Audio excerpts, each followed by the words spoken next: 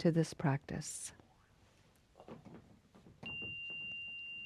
Welcome, everyone. This is SatiSeva. My name is Julia. I'm one of the facilitators in the Spokane Sangha. I am the creator of the SatiSeva Reimagining Recovery and Support practice. This is an affinity group associated with Recovery Dharma. This is a Buddhist-inspired approach using 16 mindfulness practices as a way of bringing everyone together to look at habit energy.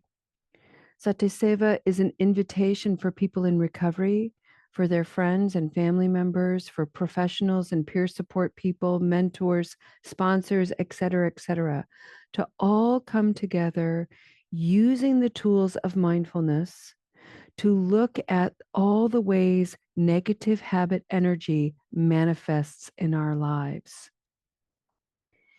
In the traditional sense of recovery, there's so much emphasis and there's such a glaring light on misconduct and misuse of substances, especially.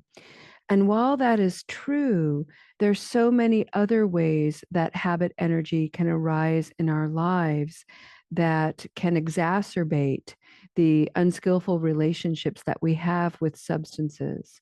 And so this is a practice of really looking deeply in a very gentle and nurturing way.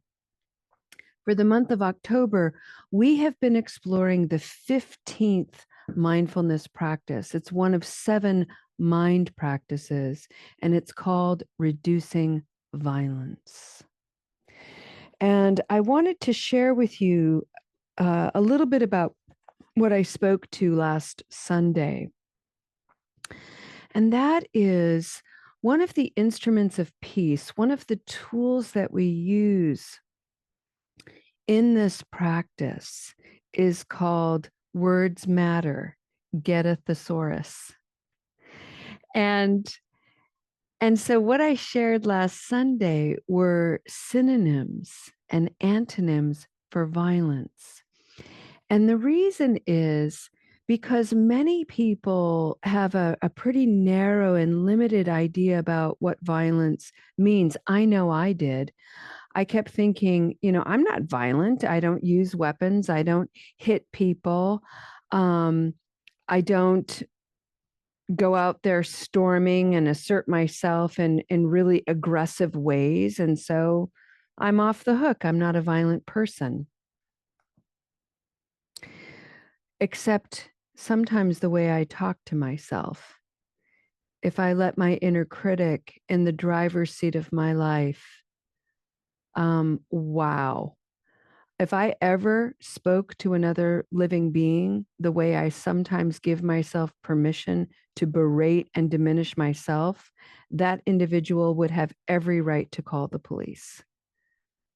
It's so aggressive. It's so hostile. It's violent. And so I wanted with this practice, inspired by Thich Nhat Hanh, really, when Thich Nhat Hanh in the 60s was bringing together his 14 mindfulness trainings and looking at violence, he was exiled from his homeland of Vietnam, but he was reflecting on the violence erupting there, people engaging in acts of harm that they themselves couldn't believe they were capable of doing. And it was heartbreaking, really.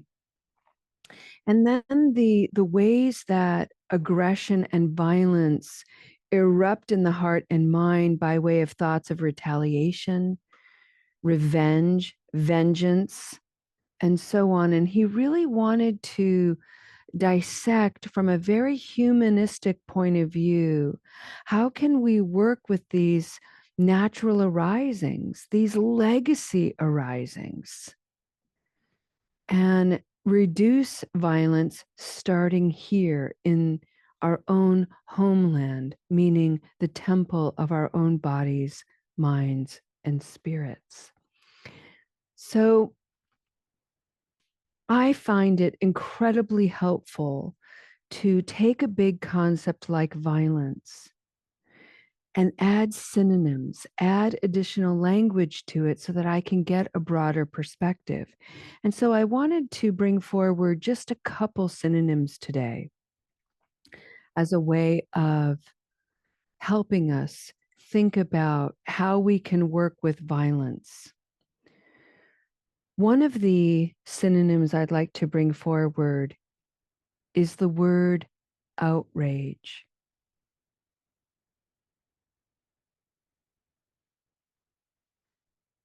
And I'd like you to take that in. I'm going to close my eyes for a moment. Outrage. And I'd like to gently bring to your awareness one of the habit energies that's quite prolific in the Western consciousness, and that is duality. In the Western mind, there is a propensity to put everything into either or categories. So either my outrage is bad or my outrage is good. In Eastern perspectives and philosophies, dualism exists on a spectrum, and it usually represents the extremes. But somewhere in the middle between either and or is something else, is both.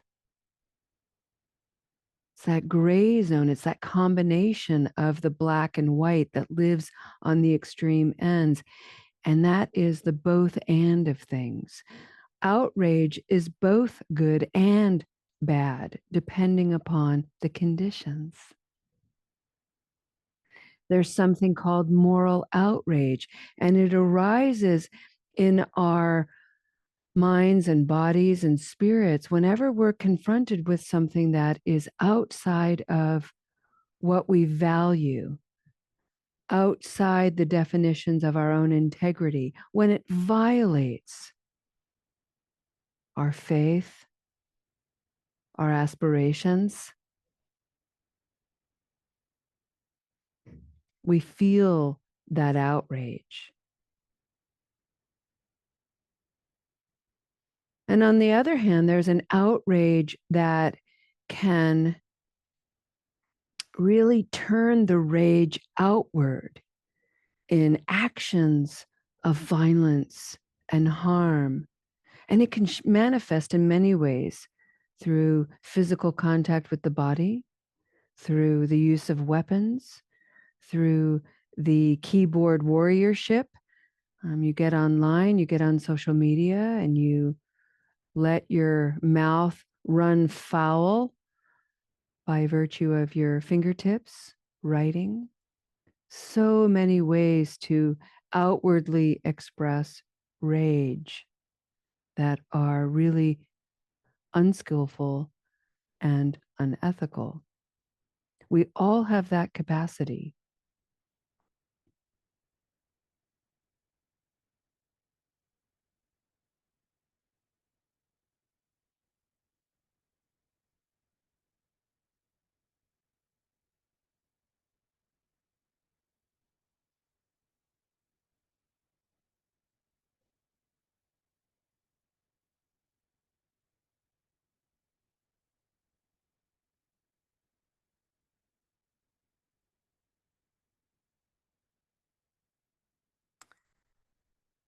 The other synonym I'd like to bring forward today is the word force.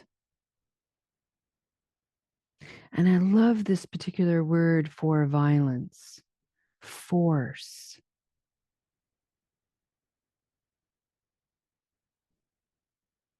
And it's a tricky word, which is why I'm thinking about it, because it comes up for me, it comes alive in me when I have to enforce boundaries. And when I'm enforcing boundaries with someone who is immature, somebody who is unskillful, when they encounter my enforced boundary, it's always, I shouldn't say always, it's often interpreted as me being violent, me being mean. me being impenetrable, me being closed off, all of which can be true and not the whole truth. Because the truth is, while I may be holding very forcefully a strong, clear boundary, and if somebody is coming in contact with that boundary and they don't have any skills, they're going to plow right into it and feel hurt by it. That is true. Both of those things are true. The truth is, I have my boundaries there for a reason and for all kinds of motivation. The person who is plowing into it, their job is to look at why they don't have any boundaries, why they don't have any respect for the boundaries right before them, why they are unable to pause and stand before that impenetrable presence and be curious. And when it comes to boundaries, that's not my job to do their spiritual investigation. That's their work. My job is to stay steady. And in my presence, I am not intentionally inflicting harm. I am not intentionally creating a boundary that is designed to hurt. I am creating a strong boundary to protect myself and to create an environment where I'm engaging with somebody who is unskillful, but I'm reducing the conditions for them to create more harm. Without my boundary, an unskillful person could come into the middle of my life, in the middle of my space, like a Tasmanian devil, and do all kinds of unregulated harm and violence. But by having a boundary there, I reduce the opportunity for that person to be harmful to me, to themselves, to others.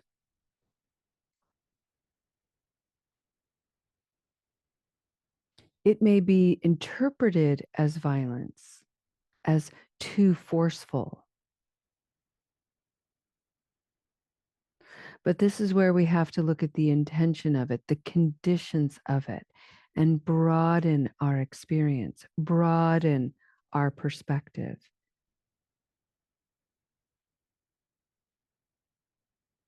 And we can't do that, friends, without the antonyms that I brought forward on Sunday. The antonym to violence is moderation.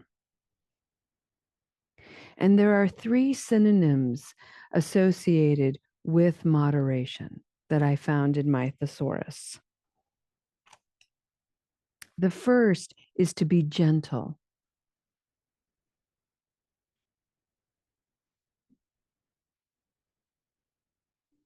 The second is to be sober. And I'm not necessarily talking about free of intoxicants. I'm talking about one's capacity to see reality as it is, exactly as it is, not as we want it to be, not as we think it should be, as it is. Now, to really be able to do that, we have to be free of intoxicants.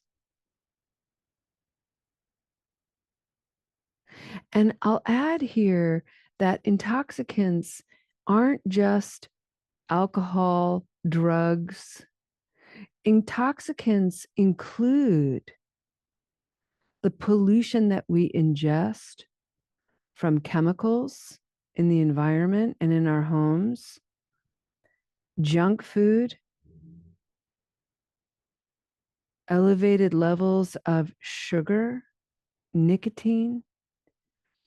These are all cluttering substances for the mind and the body. And it's not about Suddenly becoming vegan, suddenly being free of all of these things and getting really puritanical about it. It's simply cultivating some gentle awareness.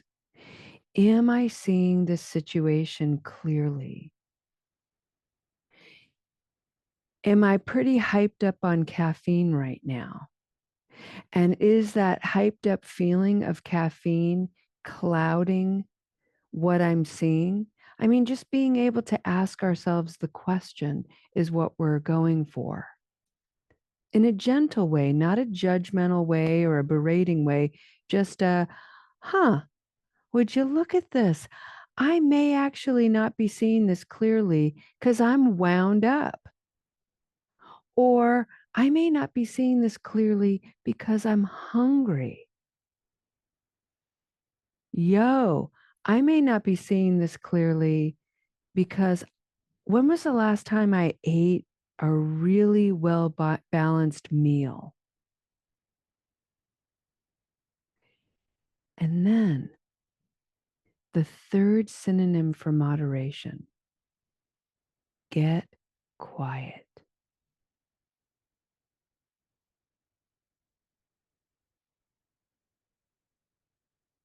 So some outrage is arising. A force feeling is arising. I can't handle this. I got to get out of here. That force. How are you acting on that? What are you doing? And before you act in an unskillful way, before you react on that outrage, I can't believe this happened. I can't believe they said that. Ah,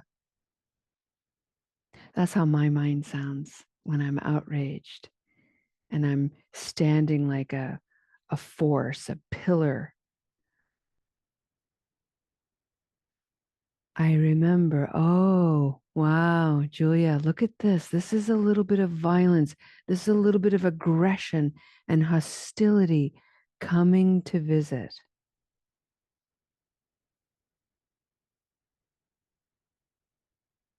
Do you really want to add more aggression to the situation?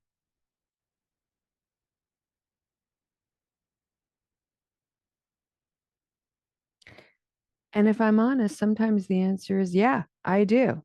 I want to get on my high horse with my keyboard and go to town. You bet. And that's my karma, and there are consequences to that. Sometimes they're positive, sometimes they're not. And that's mine.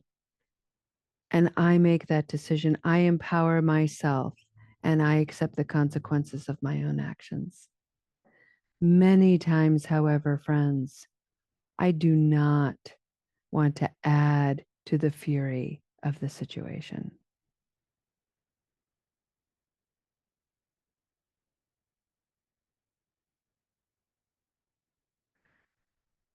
So let's put this into context of recovery. And let's put this in the context of craving and recurrence. Those are two heavy hitters. Let's be fearless together.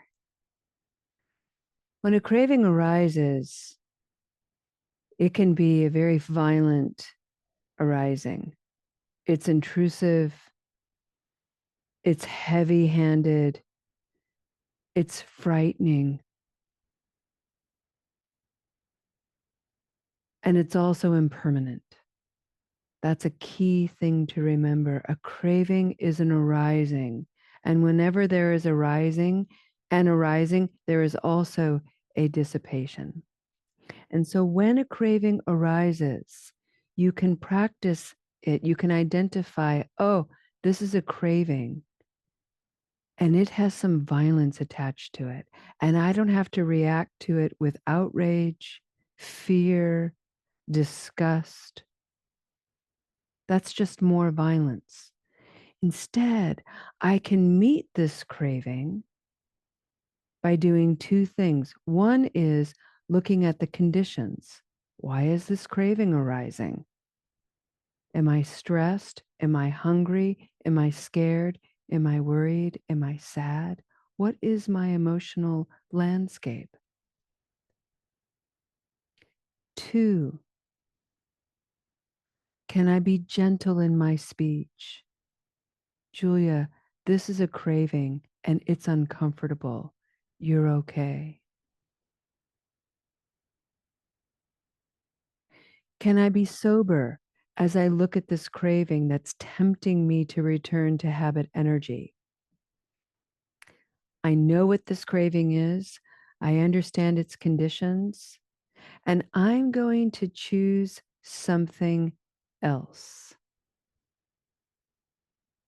I'm going to empower myself and recognize that I need some comfort and I need some soothing and some nurturance because I'm stressed. So I'm going to choose something that keeps my mind clear, my body healthy.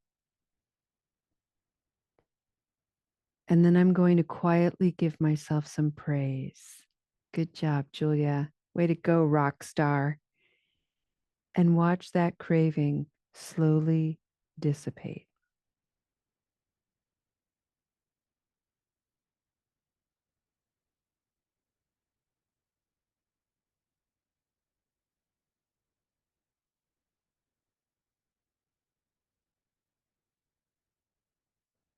Craving is a natural part of learning how to change and shift our relationship to habit energy. When cravings arise, they are opportunities to broaden our perspective and to deepen our understanding of our relationship to habit energy. And it takes time to work with them. And sometimes cravings actually fall into the category of a recurrence, where we return fully to habit energy. And one of the violent things that can happen and is often encountered in the aspect of a recurrence is the way we're treated by loved ones.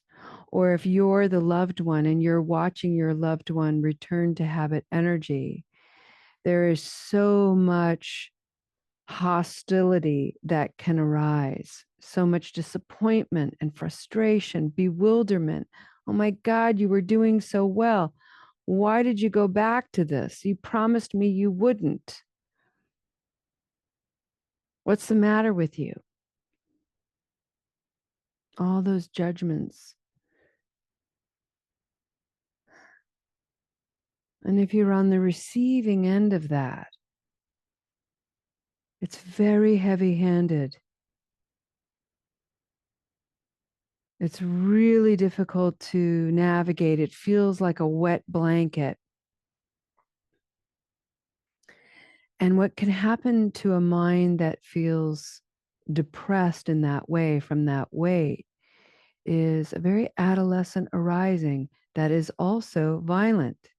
And it says things like, well, fine, fuck it. I'm such a piece of shit anyway. I might as well just go full on into this recurrence. I don't care.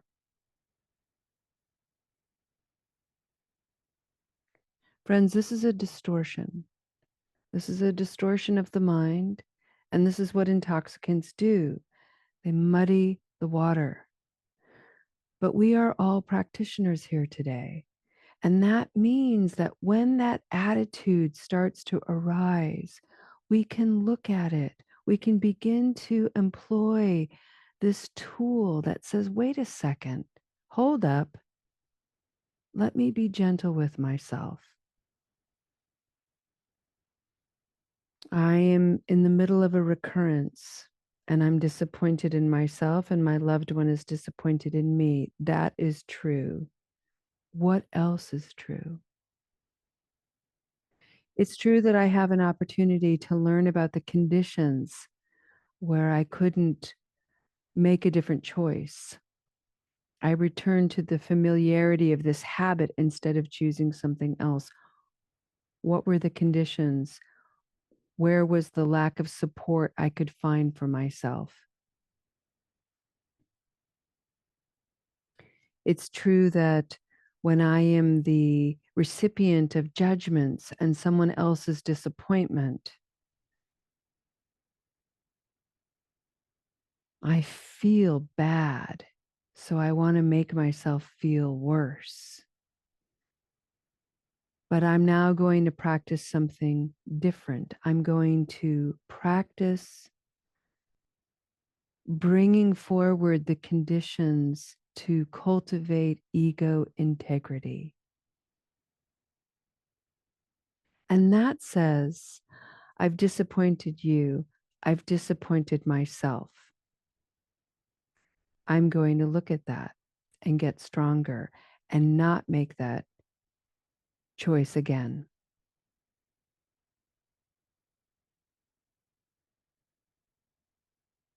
Easier said than done. So then we come back to gentleness. And the reason is because berating, judging, diminishing isn't motivating. Positive reinforcement is what's motivating. What can we do now? What are the steps we need to take moving forward? How can we create some choices so that you don't have to choose the familiar habit energy?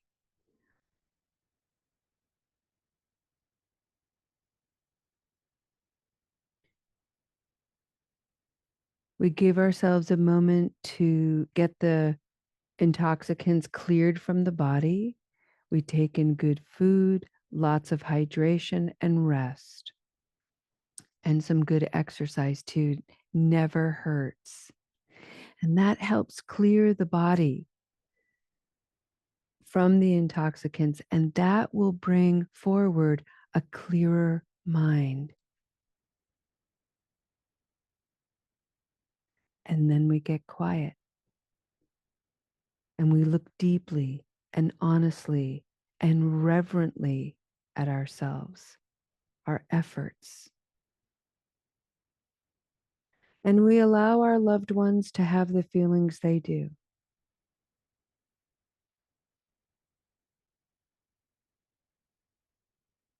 I have loved ones in my life who abuse substances and have had many recurrences, and it's always frustrating. And that frustration, friends, is mine. When I feel frustrated, that's mine. When I feel disappointed, that's mine to work out. It is stirred up by the actions of another. That's true. And the truth is, I'm not going to control their actions. That's their karma. My job is to look at my actions based on my emotions. That's my work. So when I feel frustrated, do I act on that frustration and add more hostility to the situation? Yeah, I did that all the time for years until I learned whole new ways. And now I don't do that anymore. I simply acknowledge my feelings and I'll say things like, and now I'm going to take some space to hold my feelings so that I don't act on them and make matters worse. And I'm going to create some boundaries for myself. And it is such a practice. So, what I'd like to do for just 5 minutes is create the conditions for quiet and stillness, because this is a lot to take in. And we're not here to get this perfect. We're not here to have this all ironed out. These are simply seeds planted in your mind so that you can look at your actions the way violence arises in your life, and you can apply this instrument of peace of the these synonyms and antonyms, looking broader at the way violence arises in your life, and add subtle antidotes to them by simply being gentle, sober and clear, quiet.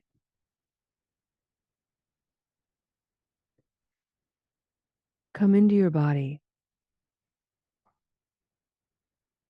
Come into the breath. And don't do anything special with the breath. Just notice it.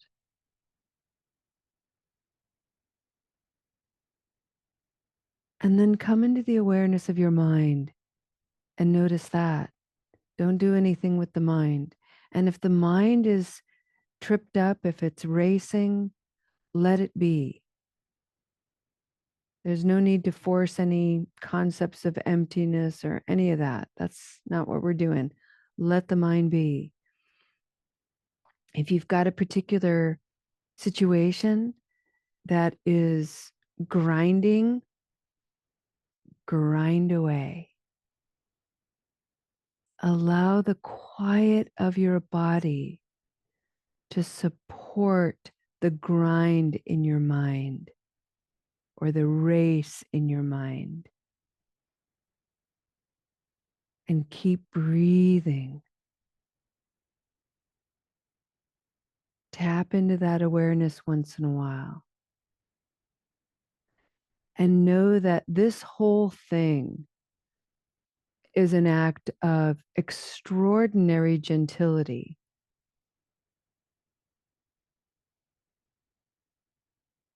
And that gentility creates a radiance and a resilience within the body that serves to make peace. Enjoy this time of reflection.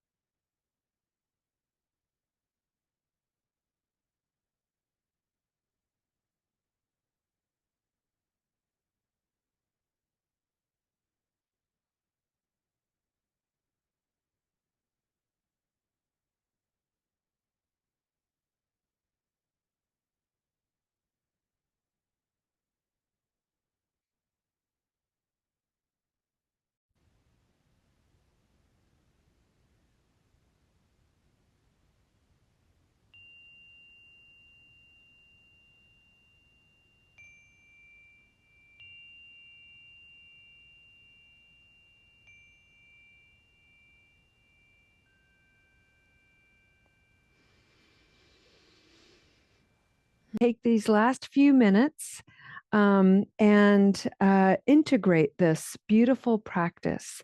And I'd like you to come back to a posture in the body that feels at ease. And I invite you to close your eyes.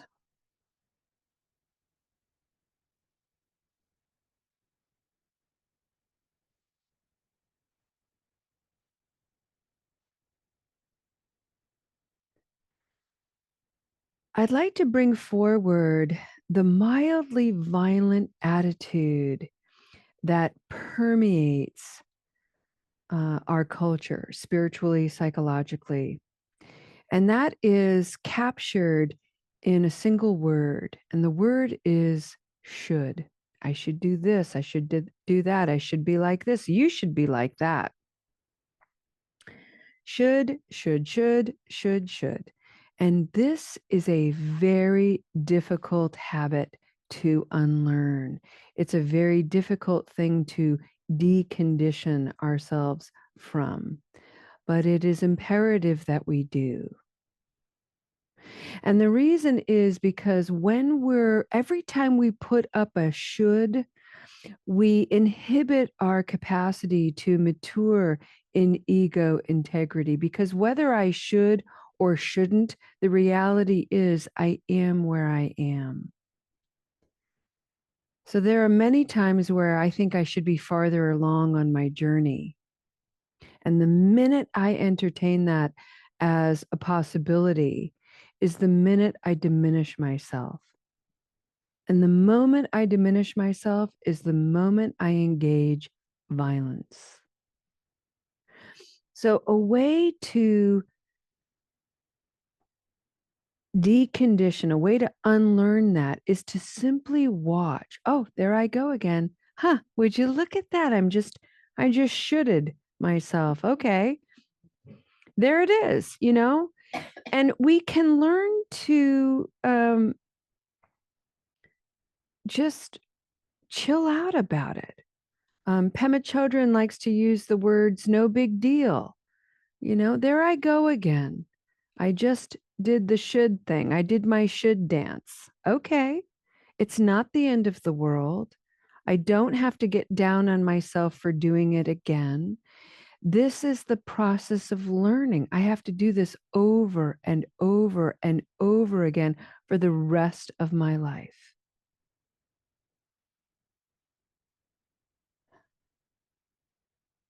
So, for instance, we heard today from a beautiful Sangha member about sometimes we show up and we're just going through the motions.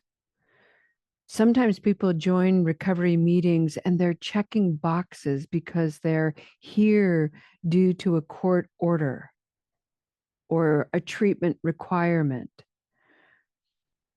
And there's some inner critic that's like, yeah, you should be here with a better attitude. You should be here because you really want to be here. Well, how about no? How about just standing before that inner critic and going, no, the best I got today is I'm here because I have to be here and I'm checking boxes. That's my best for today. That's my attitude for today. That's me being real.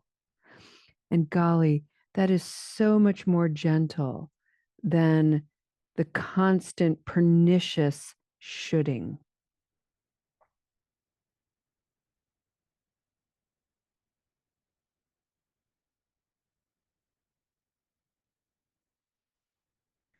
One of the things we're going to explore on Sunday, as we conclude our practice, I want to make sure I get the chapter right. It's one of the things in the SatiSeva book is I have two appendixes, and one of the appendixes lists all of the instruments of peace that I talk about constantly throughout this book. And the instruments of peace are tools. Sometimes they're mantras, sometimes they're actual practices. But the one that we've been employing for reducing violence is this instrument of peace, and it's a mantra. And it says, I have the capacity to. I have the capacity to not want to be here and be here anyway. I have the capacity to experience craving. I have the capacity to have recurrence. I have the capacity to be outraged and to act unskillfully. I have the capacity to have outrage and to act skillfully. So, to be able to use that instrument of peace, I have the capacity to, is a way to recognize how we are on that spectrum of duality and non-duality, because we're always both. I have the capacity to be good. I have the capacity to be bad. I have the capacity to be somewhere in the middle, and so does everyone else. And the reason why I bring this forward is because we also touched upon the idea of repair and wise speech.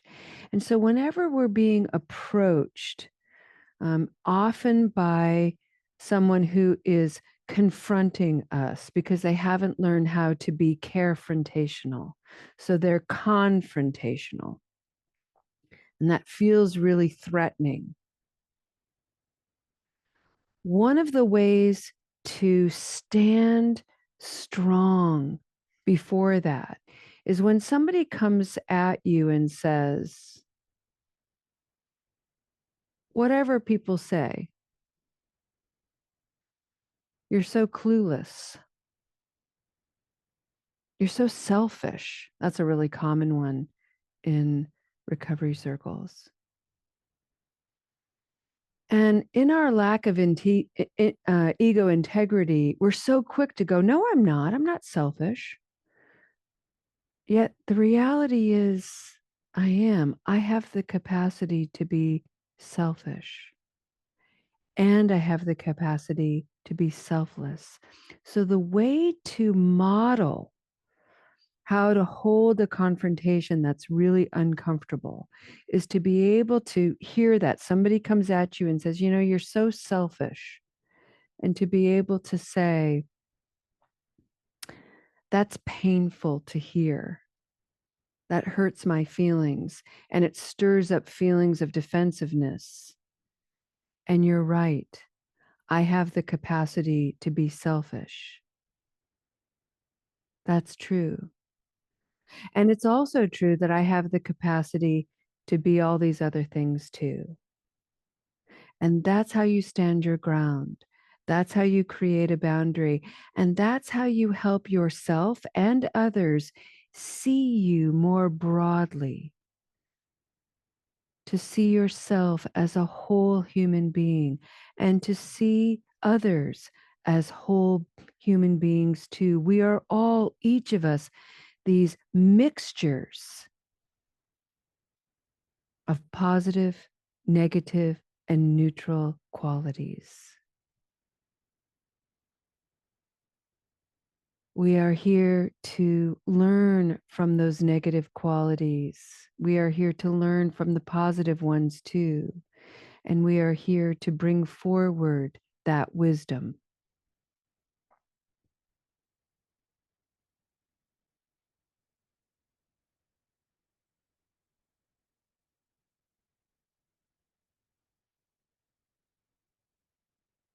Let's dedicate this practice to all human beings, to all living beings everywhere. Let's dedicate this practice to the 4 moose that visited my farm today and were breaking branches and eating plums and pooping all over the place and bellowing. And may they serve as profound spiritual medicine to remember that it's okay to take up space. It's okay to be a big presence and to step quietly. And it's okay to hold your ground without apology, without aggression, but with a strong, forceful, discerned presence.